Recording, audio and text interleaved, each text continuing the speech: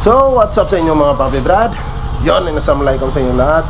So, for today's vlog, kukunin na natin yung chassis ni Snipey mga Paps para maumpisa na natin. So, dadaanan ko muna si Kubi. So, yun na nga. Before tayo pupunta doon, nais ko munang shoutout ang ating solid na sponsor. Walang iba kundi ang Road Ventures Trading at ang Power Max. So, kung kayo ay naghanap ng dekalidad na baterya, Power Max lang ang bida. So, matibay na, malakas na, mura na. So, kung ako sa inyo, mag Power Max na kayo. So, PM is the key lang mga Papi Brad. Ilalagay ko sa screen ang Facebook account ni Sir Justin para madalin nyo na siyang i-PM sa mga gustong mag-wholesale, gustong mag-order, or ano man. PM is the key lang. So, kung ako sa inyo, mag Power Max na kayo. Sa Power Max, pag meron kayo nito, wala kayong kayalo. Let's go! So, punta na ng Scooby. So, ayan mga Paps, nandito na tayo ngayon sa shop ni Kobe sa Hornet Motor Parts and Accessories. Yan, oh. So, dito lang yan sa may Labos mga Paps. Yan. So, sa mga gustong kung meron kayong mga piyesang gustong i-order, PM's Daki lang kay Draft mga Paps. Ilalagay ko sa screen ang kanyang Facebook account para madalin nyo na lang siyang i-PM. So, ayan si Kobe. Let's go. So, kukunin namin ngayon yung chassis doon sa isa nating Papi Brad. Yan. So, ito yung unit ko. Yan. Si Hornet. So, yung ibang pyesa na in-order namin sa Shopee. So, ito na. Yan. So, tara. Para makita nyo na yung sa mga gusto ring magpa-repaint, no? So, doon na lang. I-reveal namin kung anong location at kung sino. Let's go. So ayan mga Paps, andito na tayo ngayon sa 16. Yan, papuntang Gawan po yan. Dito lang po yan sa Uhaw. So ito na. Yan, oh. Ito na yung chassis natin mga Paps na pina-repaint natin. Yan. So inuna ko lang yung chassis para at least tuloy-tuloy na mga Paps. And then dadalhin na namin to sa bahay. So, dalawa kami ni Kobe nun. I-assemble na namin. And yun na nga pala, sa mga gusto magpa-repaint, dito lang po yan sa 16. Yan, o. GL Paint, Pops, no? GL Paint. So, yan si Papi Brad. Kung sa'yo mong Facebook account, Pops? General Priya Pops. Ako yung Facebook page nila. GL Paint. Okay. Nakabutang ng sticker. Morning, kan. So, morning page nimo. Morning page na po. So, sa mga gustong i-follow, follow nyo na po mga Pops. GL Paint Works. Yan. So, dito lang po yan sa 16. Yan. So solid din ang gawa. Tingnan nyo mga Paps, diba? So malapit na lang dito sa atin. So sa mga taga-uhaw dyan, sa mga gusto magpa-repaint, PM's Daki lang. So ayan si Papi Brad. Yan. So ayan mga Paps, dito na kami sa bahay. So si Kobe, kinuha niya pa yung heat gun. Kasi meron kaming papalitan ng mga hose. So hindi siya magsakto, so need namin ng heat gun para yon, may sakto siya doon sa coolant tank natin mga Paps. So ang binili namin is yung Toyox. So para dyan sa coolant tank. So yun na nga, ito nakuha na natin ang chassis. So the rest, lilinisin ko muna yung mga harness wire, tsaka yung ibang mga pyesa lilinisan natin kasi alikabok na. So syempre naabutan tayo ng alikabok. So tamang-tama, hindi mainit yung panahon, medyo makulimlim. So at least goods magtrabaho pag hindi mainit yung panahon. So ayan na si Kobe. So tulad ng sabi ko, yan, umaambon na. So umpisahan na natin. Yan. So ayan si Kobe. So umpisahan na namin mga Paps. Yan. So let's go. So ayan mga Paps, tapos na naming naikabit ang hose. So nag-transparent, ang ginamit natin dito is transparent or Toyox na tinatawag nila. Yan. So para kitang-kita yung coolant na dumadaan mga Paps. And then pagpasensyahan nyo na yung engine natin, up. So marami mga buhangin. So di mo na natin yan lilinisan. Next time na yan, So ang importante ngayon is may patayo natin siya ngayon. At yung fitment, yan. Kasi ito, papalakihin pa namin yung butas ng itong mga bracket ng alloy tank. Tapos yun, yung sa coolant tank din. Kakabit yan maya. So let's go. Kabit na?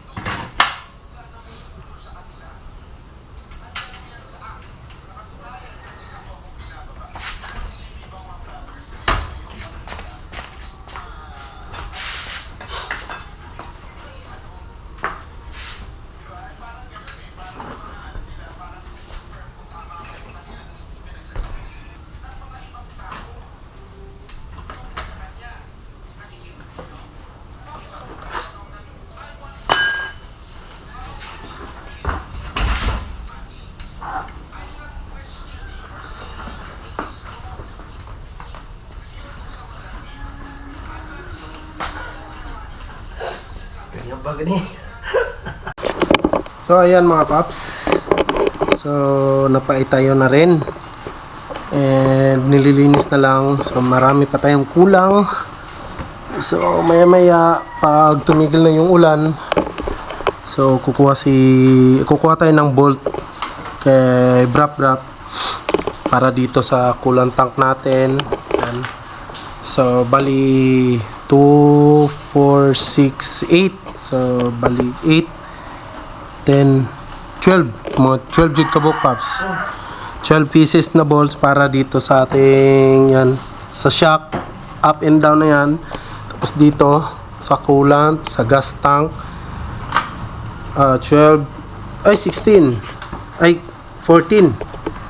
Pati dito sa shifter, dalawa. So konti na lang. Malapit na kami mabuhang. So stress bike, literal na stress bike talaga mga paps. So hassle siya pero worth it pag natapos. Kumbaga na-imagine ko na yung itsura niya, pero tiis ganda. And yun na nga, ito nirap na ni Kobe para mas detalyado at mas malinis. Tignan ng ating mga harness wire. Yan. So kinabitan na ng yung para siyang sleeve or para siyang tape, paps, no? Pero para din siyang tela. Yan, no? So para mas malinis. And grabe din yung pag-bleed namin ito kanina, pinahirapan kami. So shout out sa owner, sa first owner niyan. Solid. So ano pa? Kanina hindi ko na rin na-vlog mga paps kasi yun na nga, umulan. Bumili tayo ng partial lang to na hose, partial lang. Kasi wala tayong makitang clear hose talaga. Kasi medyo pahirapan yung dito. Yan, no? Kung nakikita nyo yan, merong yellow green, pero partial lang po yan mga paps, ha. Ang importante is pag nalagyan na namin to ng coolant, ginawa lang namin siyang extension para dito sa toyox. Kasi ang toyox, pinilit namin kanina dito sa coolant is ilang beses kaming naka-damage. Kahit ginamitan na namin ng heat gun mga paps, pero wala pa rin. Sobrang tigas talaga. Ito siya. Yan. Napaka-solid ng toyox. So, ang ginawa ko is ganito. Extension na lang siya para may pasok lang yung toyox dyan sa yung transparent na hose din. Partial lang. So, nilagyan ko lang ng clip. Tapos, papunta dyan sa mismong radiator. Gano'n na lang. So, para Basta, hindi pa kasi siya final talaga. Importante, once na nalagyan na ng coolant, may kuwan na. At least mag-function, di ba? At saka wala na yung tagas, 100% walang tagas. Kaysa naman, pilitin natin yung tuyok. So, nakadagan tapos, no? Mga ilang ulit ganito. Dagan, no? Halos nagisi. Makatatlo ay mga kapulo yun. Puro napunit lahat mga paps. Kahit ginamitan na ng heat gun, solid talaga yung tuyok. Hindi basta-basta na kahit ibabad mo siya. Ay, kung pag nasobrahan naman sa heat gun, lalambot na yung goma at doon na siya magkukos ng leak. So, pangit din. Kaya yun, ginawa na lang natin ng paraan. For the meantime lang naman. So, maghahanap tayo ng yung clear hose talaga na mag-fit dun sa kulantang sa ilalim papunta dun sa radiator. Yan, almost. So, maya update ko lang kayo mga paps kasi meron pa tayong isang problema. Itong gas tank. So, ikakabit din namin yan ngayon. So, wala pa kami yung tools. Garbine. Ha? So, ito ba? Garbine. Garbine. Yun. So, timing, umulan pa talaga. So, mahirap mag-travel. Update ko na lang kayo mamaya mga paps kung ano pa yung mga itagdag namin. For sure, magagabihan talaga kami dito. Overtime. So, let's go! Right.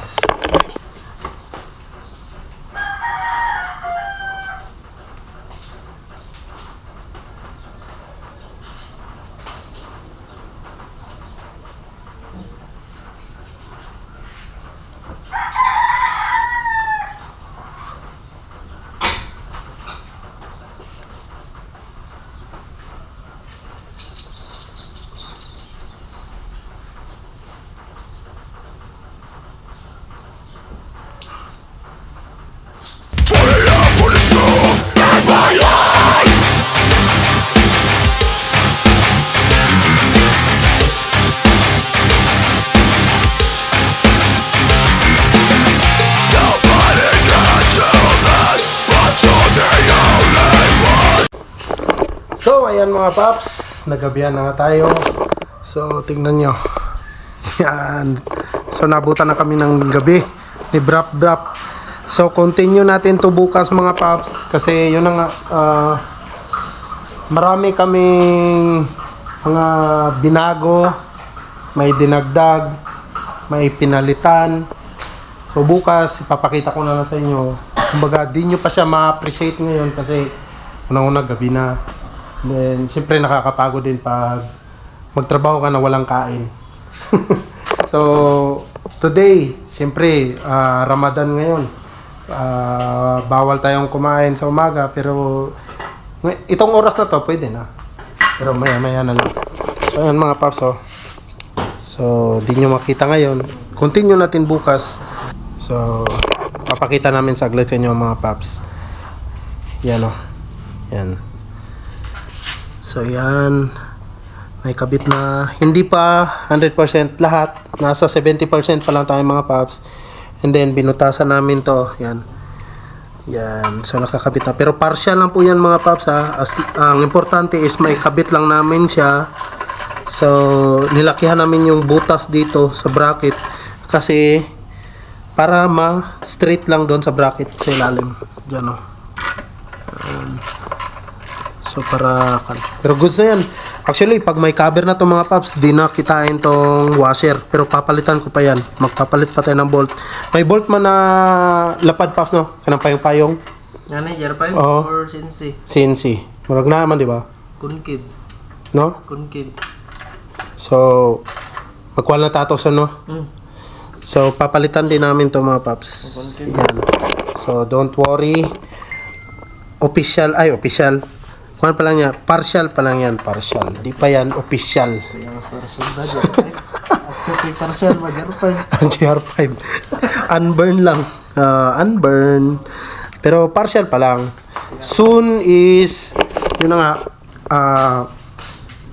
magpapalit tayo yung di na kailangan ng washer mga paps. Yung isahan na lang talaga. Kumbaga, binutasan namin ng gas tank. Pero konti lang. Ang importante yung makita lang namin yung butas sa bracket. So bukas, kabitan ng mga cover. Try natin paanda rin bukas si Snipey. So, let's go. Kita kayo sana bukas.